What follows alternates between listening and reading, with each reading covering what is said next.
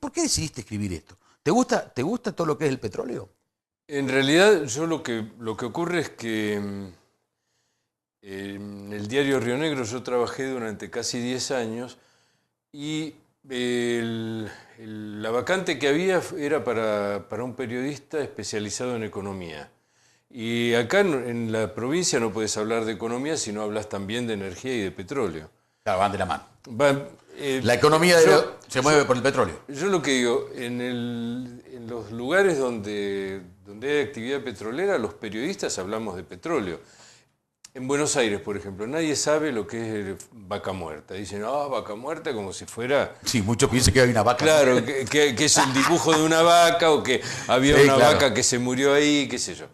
Pero para nosotros es algo muy familiar, es algo cotidiano. Entonces, bueno, yo estaba en esa época en prensa de gobierno y me mostraron unos libros porque eran 2 tomos, que Horacio Salas, un poeta de Buenos Aires, había hecho la historia del petróleo en la Argentina desde el descubrimiento en 1907 en Comodoro hasta esos días. Era el centenario, eran 2 tomos por el centenario del descubrimiento del petróleo que le había encargado el IAPG, el Instituto Argentino de Petróleo y Gas.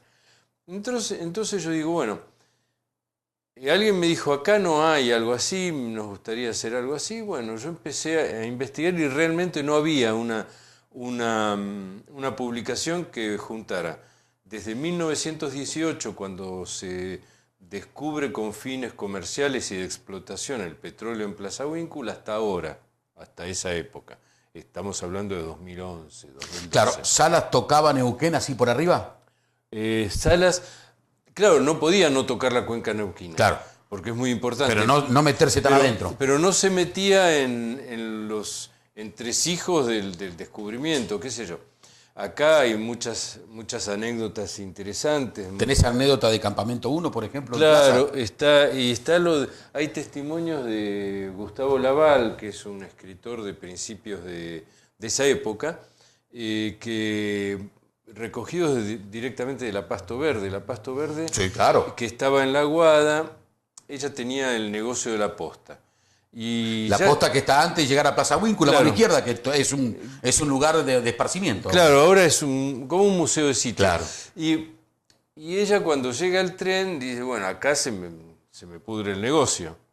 Porque ella se había instalado ahí porque era lo que aguantaban los caballos, claro, sin reventarse, para descansar y seguir a Zapala. Era justo el punto medio entre era el lugar de descanso y Zapala. Entonces, con el ferrocarril, bueno, ya tenía una menos. Y con la explotación de petróleo, más todavía, porque al principio se iban a alojar ahí, pero después se le iba a estropear la posta. Bueno, a ella decía que el petróleo no le gustaba porque esa cuestión de hurgar en las entrañas de la tierra no era lo que Dios quería. Era un poco como para justificar Sí, no hagan eso, sí, quédense, sigan con los caballos pero por acá. No obstante, no obstante, la cosa evidentemente prosperó, había muchas mediciones. Yo creo que eso que se dice que el petróleo fue casual, los descubrimientos del petróleo fueron casual, para mí no es así. Los tipos que venían acá tenían exactamente el lugar donde perforar y donde lo encontraron. En Comodoro pasó otro tanto. Y después, por ejemplo, que Sturzenegger, el actual presidente del Banco Central, en su libro, que es un libro que le encargó la YPF manejada por Repsol, él dice que la explotación en Plaza Huíncul se desarrolló justamente porque tiraron una moneda al aire. Entonces era o Salta o Plaza Huíncul. Los yacimientos Vespucio o Plaza Huíncul. Por una moneda que tiraron... ¿Vos crees que fue así? No fue. No, lo que pasa es que era una cuestión geopolítica. Fíjate, Comodoro Rivadavia en ese momento estaba con problemas sindicales, porque la mayoría de sus trabajadores eran trabajadores venidos de Europa, anarquistas y socialistas. Entonces, al gobierno nacional no les gustaba de mucho. Irigoyen no le gustaba demasiado, era muy conflictivo. ¿Viste? La gente que quiere trabajar en condiciones sanas e higiénicas, es molesta. Lo que piden por eso somos molestos. Claro, sí, entonces, sí. Entonces dijeron, no, acá con estos no. ¿Qué pasaba con Salta? En Salta y Jujuy, que era donde estaban los yacimientos en producción, estaban gobernadas por gobernadores conservadores, opuestos a la línea, al radicalismo. Claro. Radicalismo, a un gobierno nacional y popular como era Irigoyen. Entonces, ¿qué hizo Irigoyen? Los territorios eran de él.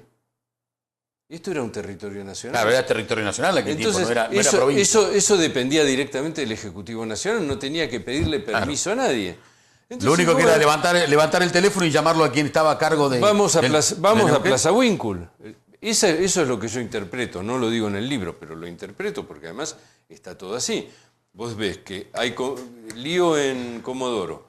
En el norte, la Standard Oil tenía un proyecto de hacer un acuerdo con, yo creo que se llamaba Cornejo, el gobernador, para meter hacer un gasoducto, pinchar ahí y meterlo y traerlo a Buenos Aires, porque lo que querían era llevárselo por el tren, que tenían la vía, el ferrocarril que llegaba justo hasta Buenos Aires. Gerardo, todo esto que estás contando, porque es parte de las anécdotas que fuiste recibiendo, ¿las sacaste hurgando? ¿Las charlaste con alguien, con gente que ya tiene sus años y otro le fue comentando? ¿Cómo Mira, las fuentes fueron al Cuando principio... decías Schwarzenegger, seguramente leíste el libro. Sí, al principio fueron bibliográficas. Me instalé en la biblioteca de la Universidad del Comahue, iba con la computadora y trabajaba allí. El libro de Nicolás Gadano fue muy importante. Nicolás Gadano escribió un libro sobre el petróleo, sobre la trayectoria de YPF hasta la caída de... No, la caída no, hasta que lo voltearon a Perón, porque Perón no se cayó, lo voltearon. Hasta el 55, y después de eso, de ver el material bibliográfico que había, que era muy interesante, qué sé yo, María Rosa Colantuono, que es la primera que hace un análisis en el Departamento de Geografía sobre la administración Plaza Winkle de YPF, hasta Orieta Favaro, Susana Bandieri, Adriana Giuliani, el Geiso, con Mases y todo. Bueno, después de eso empecé a buscar los ex trabajadores de la YPF estatal. ¿Tuviste la oportunidad de charlar con ellos?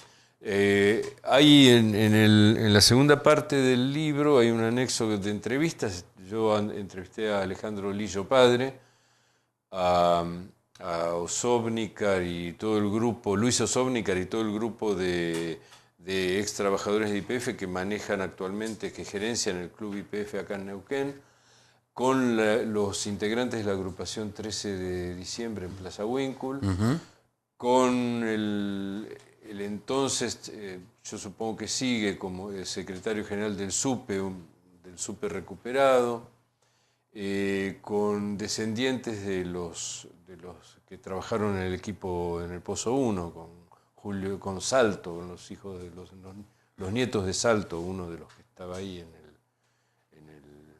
el Pozo. De los que trabajaron en el Pozo. Sí. No, te iba a pedir que nos aguantaron un segundito, vamos a hacer una pausa. Y quiero preguntarte, ¿cuándo empezaste? ¿Cuándo terminaste con esto? Porque uno habla así a grandes rasgos y se parece que de un día para otro, pero me imagino que habrán sido días y días en la universidad recabando información y días y meses buscando de todo. Ya volvemos. Lo dejamos para después. Ya volvemos. Listo.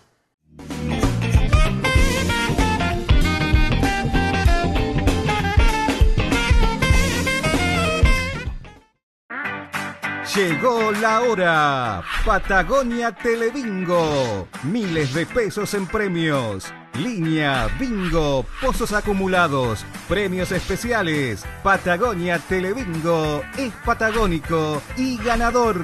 En vivo por televisión los domingos a las 2 de la tarde. Patagonia Telebingo. Hay bingo en familia. De pronto creciste, de pie te pusiste, los ojos abriste y todos volvimos a comprenderlo todo. En buenas y malas, la fuerza, la gente, siempre en el camino, en cada lugar, siempre juntos hicimos este sueño que no se detiene, nadie volverá a parar la esperanza de la gente. Río Negro de colores nuestros, de alegría y dignidad, un sueño que no se detiene.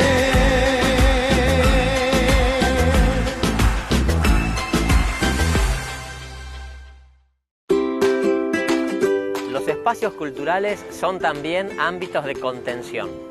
Con recursos municipales y el apoyo de Nación, el Centro Cultural del Oeste muy pronto va a ser realidad.